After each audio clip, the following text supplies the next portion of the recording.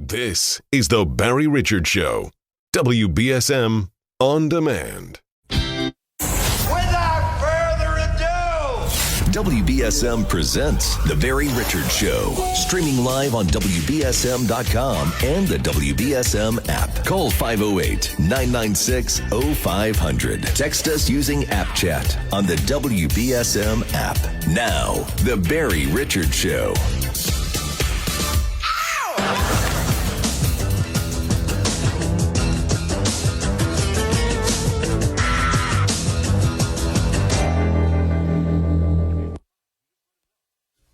And a very good afternoon. Yeah.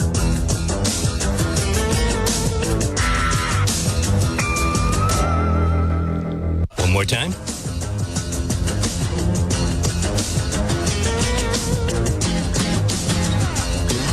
Just shoot me.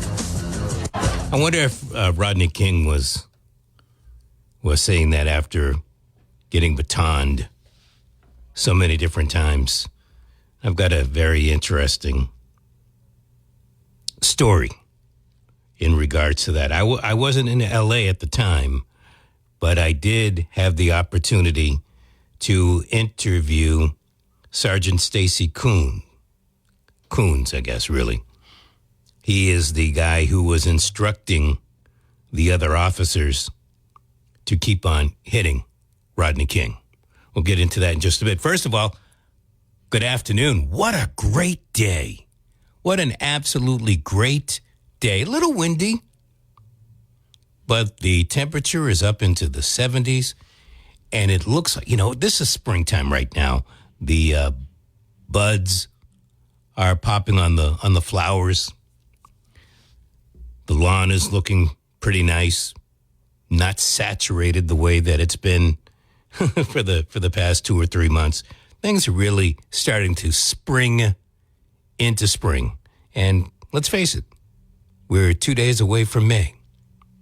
I'm in for Barry today. I hope you are enjoying today, and I hope that you enjoy or at least learn something over the next 2 hours, 45 minutes, thereabouts. It is April 29th. The 29th. This is Day of Remembrance for all victims of chemical warfare. I'd like to believe that I don't know anybody that is a victim of chemical warfare, and I do mean warfare. Obviously, there are a lot of people that are on chemicals, and they may be victims, but not from the warfare part of it. Day of Remembrance for all victims of chemical warfare. It's International Dance Day. I believe on Saturday we had National Dance Day. So we've expanded it. Folks loved what was going on in the United States and said, hey, let's do that over here. International Dance Day. Also International Noise Awareness Day. I guess if you hear the noise, you are aware of it. If you don't, why would you? It is Shrimp Scampi Day. I really do like shrimp scampi. I got to tell you though, when I go into the grocery stores, and it doesn't matter if it's Shaw's, Stop and Shop, Market Basket, and even some of the fish markets, I'm seeing more and more farm-raised shrimp. I'm not crazy about farm-raised shrimp. Farm-raised beef, sure. Shrimp, fish, I don't know. That just doesn't work with me. But it is National Shrimp Scampi Day. Go enjoy some. It's Peace Rose Day. Not Pete Rose, Peace Rose Day. Viral Video Day. And believe me, when Viral Video Day first came out, I thought it was, maybe a bunch of baloney. It's not the first time that I've read about Viral Video Day. However, where we are at this particular juncture, April 29th, 2024, viral videos tell a lot of stories. Viral Video Day. We jumped the World Day. You figure that one out. I can't. World Wish Day. You're part of the world. What's your wish for today? World Wish Day. And it's also Zipper Day. I don't know if that means zipper that you might see at an amusement park. Either way, it's Zipper Day. On this date in 1862, the Union Army captured New Orleans. Gumbo for all. 1975. You know, this is one of those dates that I've had discussions, in particular with Ken Pittman, about when the Vietnam War ended. And it's one of those discussions where both people are right. Ken goes, it ended in 1973. And I'm saying, look, I watched it on TV in college in 1975. That's when it ended. And so in 1973, we stopped offensive movements against the Viet Cong and the North Vietnamese. We held, as best we could, defensive positions, but we stopped offensive skirmishes. 1975 is when we started the evacuating Saigon, because the North Vietnamese, they were coming in to take over, and they did. And it wasn't long after that that Saigon became Ho Chi Minh City. By the way, all the fighting, all the death, all the napalm destruction, and we have friendly relations with Vietnam. It's amazing what 50 or some odd years could do. President Bush, Vice President Dick Cheney testified behind closed doors in front of the 9/11 Commission, 2004. Don't you wish you were a fly on the wall that particular day? And we're talking about Dick Cheney here. Do you really think he told the truth? Do you? Same day. In fact, we were all, including yours truly, I was doing a nationally syndicated talk show on this particular date. We were talking about what's going on behind closed doors. Should it be behind closed doors? The other thing that was going on that day, nowhere near as important as far as the 9/11 Commission and that kind of stuff. But on April 29th, 2004, after 107 glorious years of production, Oldsmobile built its final car. Oldsmobile. I was a big fan of Oldsmobiles. My favorite car is the Olds Cutlass from the early 1970s. What a great car. Oldsmobile, 107 years. They ended up going out of business. The quote of the day from a guy that will never make the Hall of Fame, or certainly shouldn't make the Hall of Fame. Maybe he will for color broadcasting. Tony Romo. It's easy to say you're more mature because all of a sudden you have a child. But it's a process. It's easy to say you're more mature because all of a sudden you have a child. But it's a process. 508-996-0500. That's how you get on Barry's show today. Brian in for Barry. Hello. Hello, Mr. Beat. Hey. This is Sketty. Hey, Sketty, without the spell. I tried to call back on Ken's show, but I couldn't get through. So I know, like, this is so unlike me to just call this fast. But National Chemical Day, I automatically went to the Vietnam War, our Orange Agent.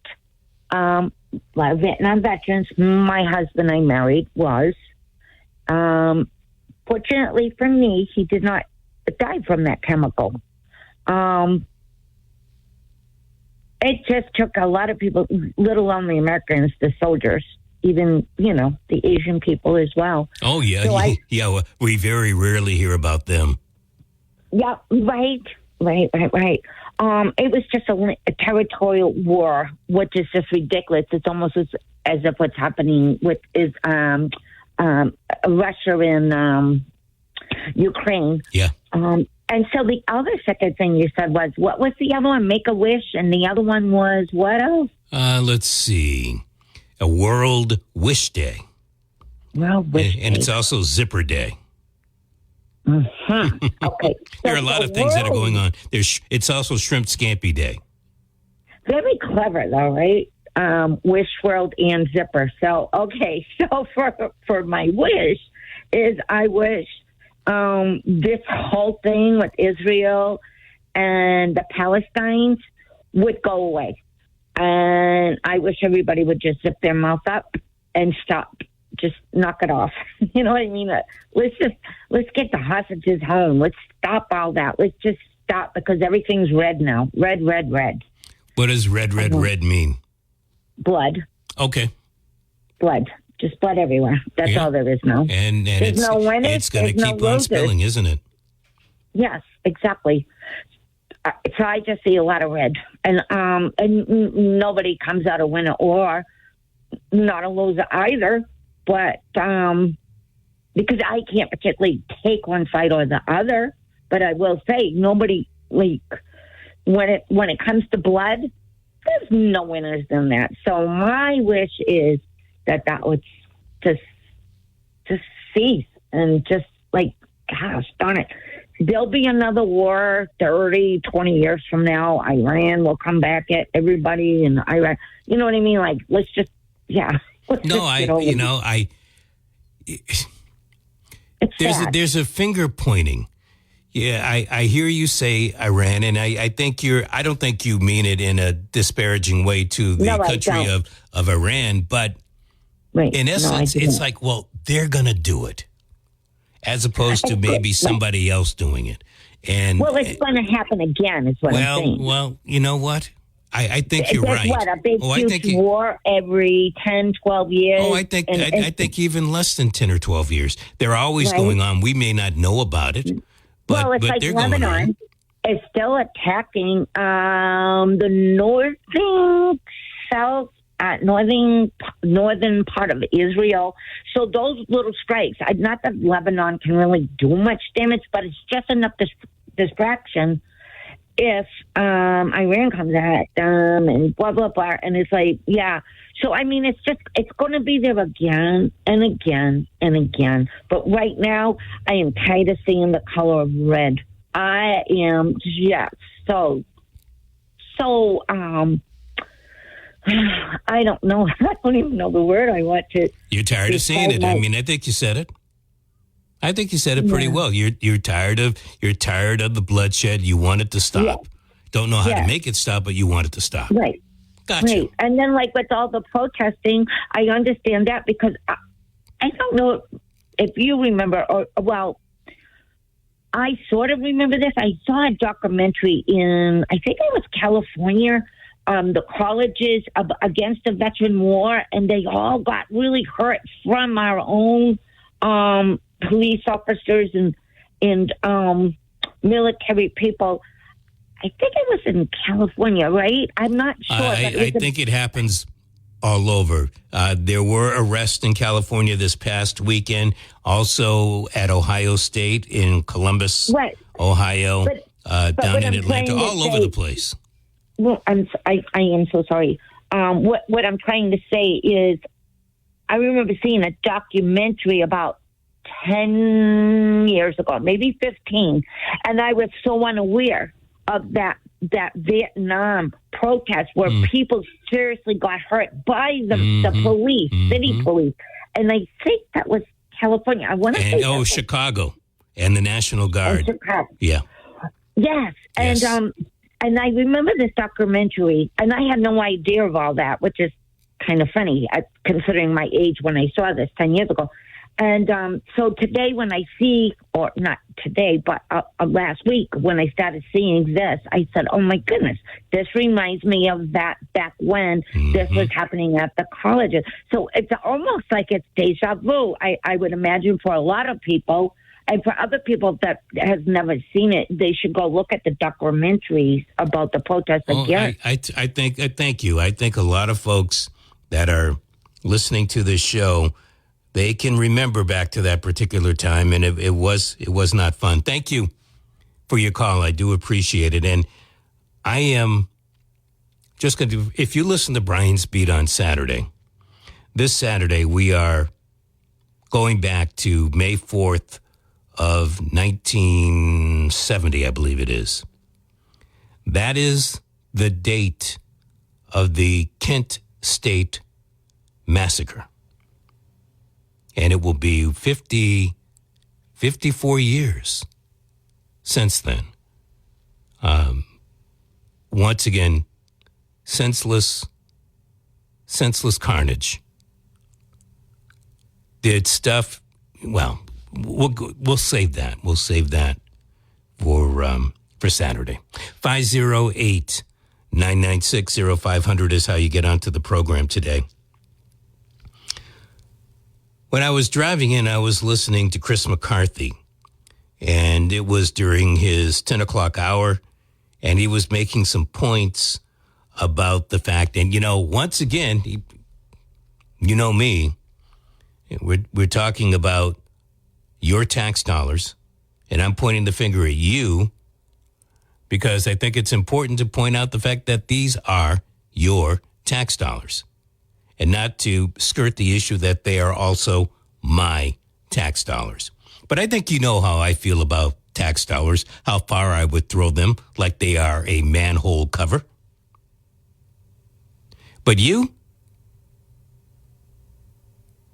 I'm not quite sure exactly where you stand on this particular issue, but you're certainly more than welcome to tell me at 508-996-0500.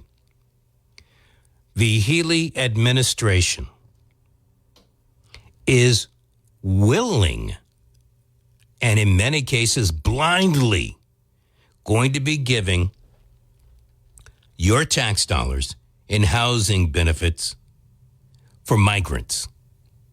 You know that already. But now we're starting to find out more and more about the actual dollar amounts. $4,000 to basically sign on the dotted line. What I don't know about this is, so the landlord signs on the dotted line for the $4,000. Is it for, let's say you are a landlord that has a multifamily, maybe it's a 6-family. And you sign on the dotted line because you've got 2 vacant apartments. And you sign on the dotted line. Do you have to make the other apartments available because you took that $4,000? Or what really scares me about this is you could have 2 vacant apartments and then down the road, 2 of your other apartments become available and you get another $4,000. Now, I'm not quite sure it's going to happen like that. But I hope I'm at least raising an antenna out of your head. Because we're talking some pretty scary you-know-what here. And then market rate rents. And I guess that depends on what particular city or town. If you are in Worcester, that market rate today is $1,995 for a 2-bedroom. I don't know what the exact market rate is for New Bedford. I know where I am in Dartmouth, and I do not know if the landlord there, which is a big company, I don't know if they are starting to accept folks, take some of this money, whether it's at $4,000 right now or whatever the rate was prior. But either way, that's a lot of money. You know what I mean? A lot of money. 4,000, let's say 100,000 landlords, or I shouldn't say landlords, properties, because it's by the property. It's not by the landlord, by the property. 100,000 properties become available. And I haven't even done the math, but I can do this. I can say 4,000 and then 100,000. That's $4 billion. That's $4 billion right there. Are you open to that? Are you open to it? Now, as many of you have heard before, I used to be a landlord. I am out of the tenants and toilet business, and I will stay out of tenants and toilets. But when I was in the tenants and toilet business, I can say this to you. If the state was offering me $4,000, I'm a libertarian. I would not have taken it. I was a libertarian then. I would not have taken the money. However, at that time, I was married, and my wife at the time, she was also invested into one of the two properties that we're talking about. Without trying to speak for her, she would have said, take the money. So I see a couple of things on the horizon here. One, you're going to have people that are going to go for the money. If you are a big-time landlord, and I know I'm going to be labeling, but if you are a big-time landlord, that's just more income coming your way. You are in the business because it's a business. It may not be your number one, but you're in the business because it's a business. And folks are going to understand when you take that money because it's a business. There will be few and far between landlords that will say no to that money if they are corporate landlords or LLC landlords. There will be some great people out there that won't take the money.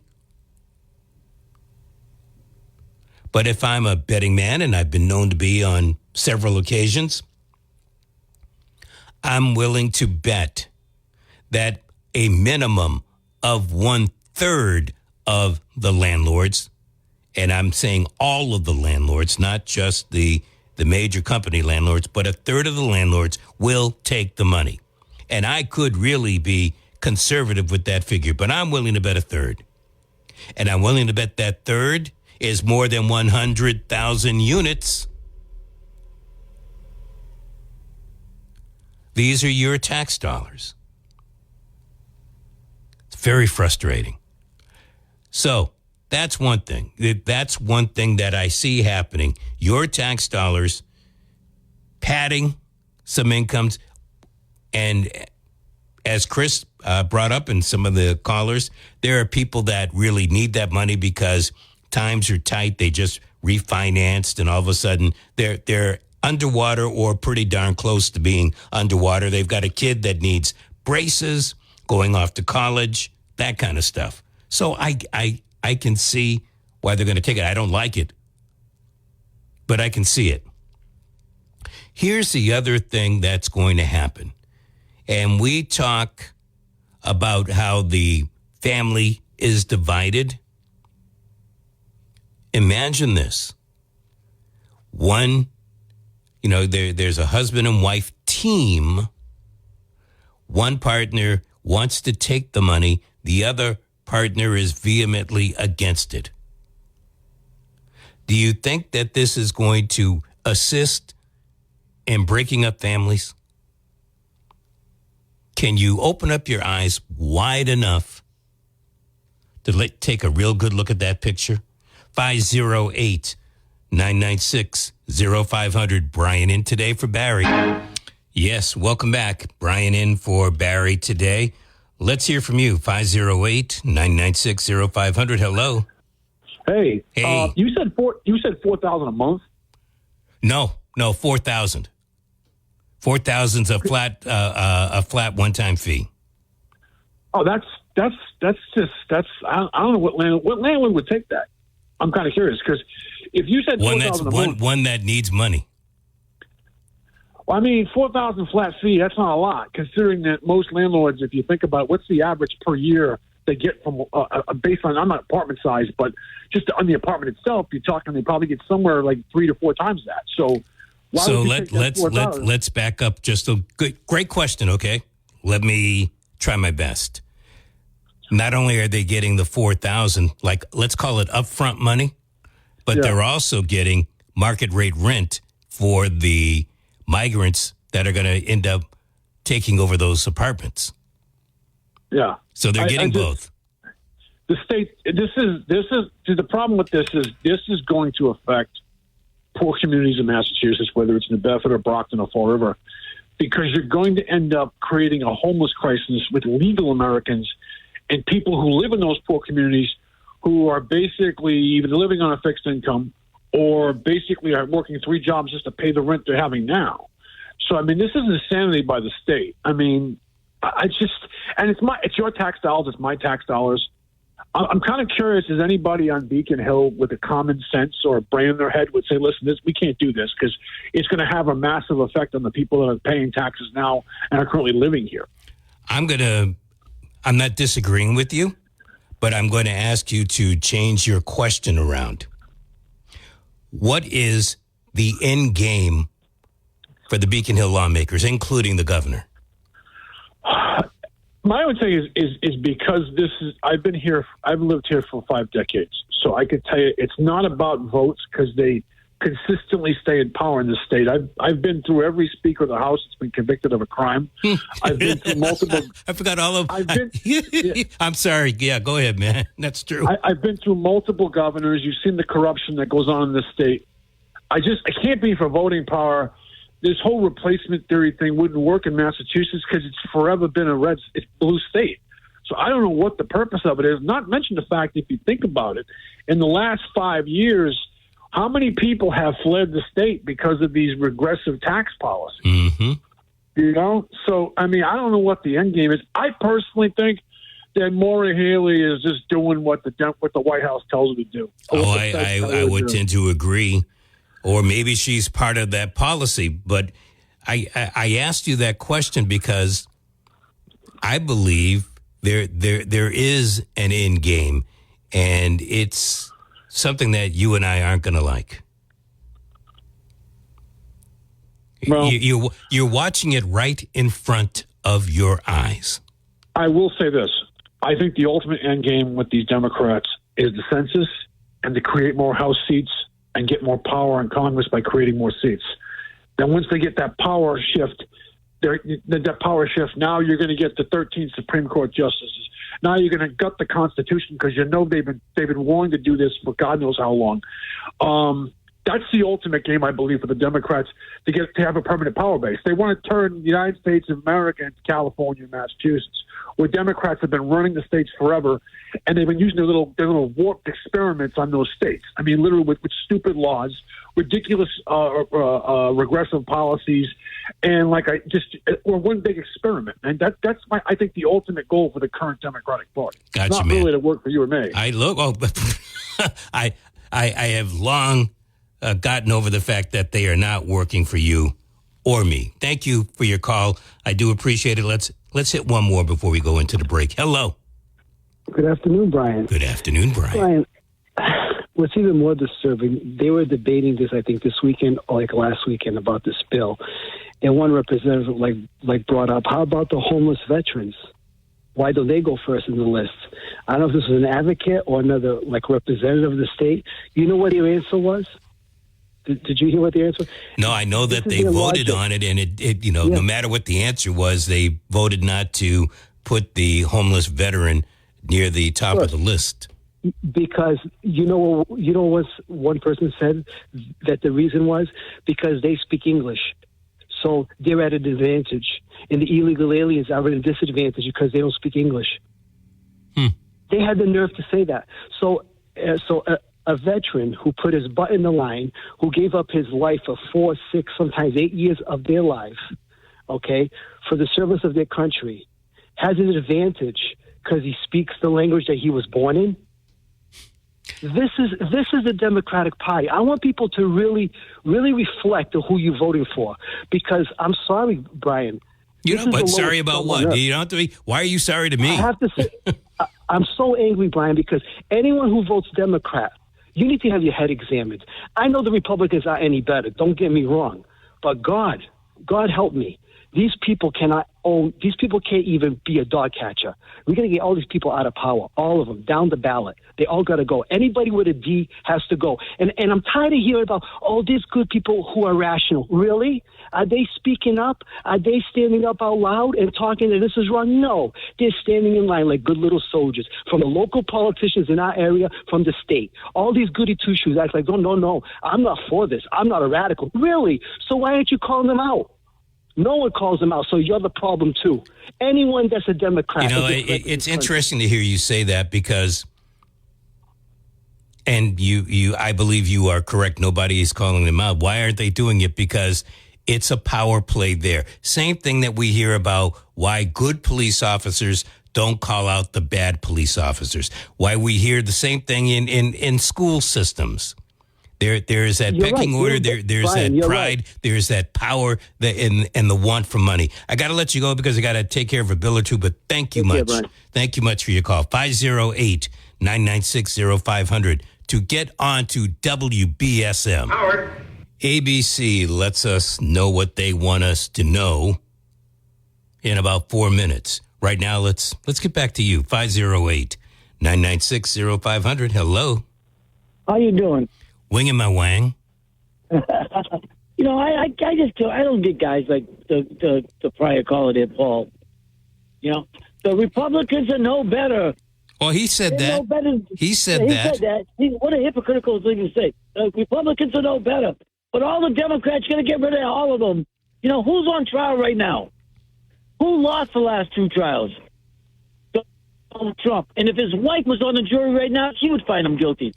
I do not get these people. Look, I think people are upset. They're upset, and just because Donald Trump, he doesn't speak for all Republicans yet. We have a track record here in the Commonwealth about what the Democrats are doing. True enough. Don't get me wrong. I'm not say hey, Democrats are the holy grail people, but I just don't get these people like him that. All these conspiracies all the time on the radio. I'm so angry. Move. Go away. Stop whining all the time. He's always whining like a little girl all the time about everything. I never say, Well, what are you doing right now? What are you doing? I'm particularly whining about him, but not the world, not the whole government. Look, we've got a wine period going on right now, so go ahead and do yours. Well, give us some cheese with it, okay? But you know what I'm trying to say. We've had many presidents. Sometimes they've been really good years. Sometimes they've been really bad years. Correct? It's thank God that we do have a Democratic and a Republican party.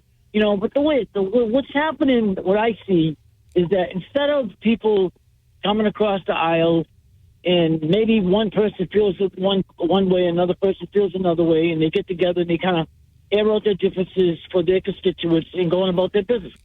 when Donald Trump got on the scene, everything divided like the Red Sea. You know, I'm going to disagree with that. Things were divided before Donald Trump. No, I think things were divided before. I have to respectfully disagree with you. I don't remember it being like this. Well, there's a difference between being like this and whether things were divided.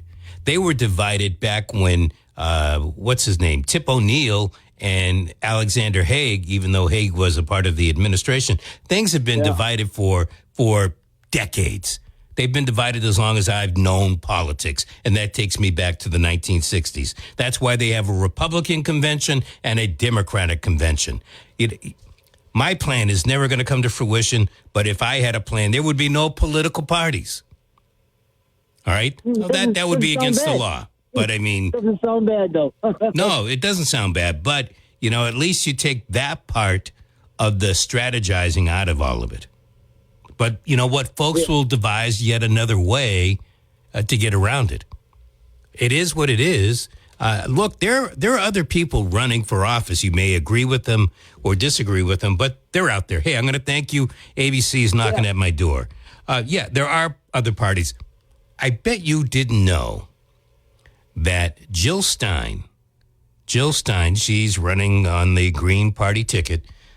Jill Stein spent a little time behind bars over the weekend. Arrested, I believe it was on Friday. Arrested on Friday for participating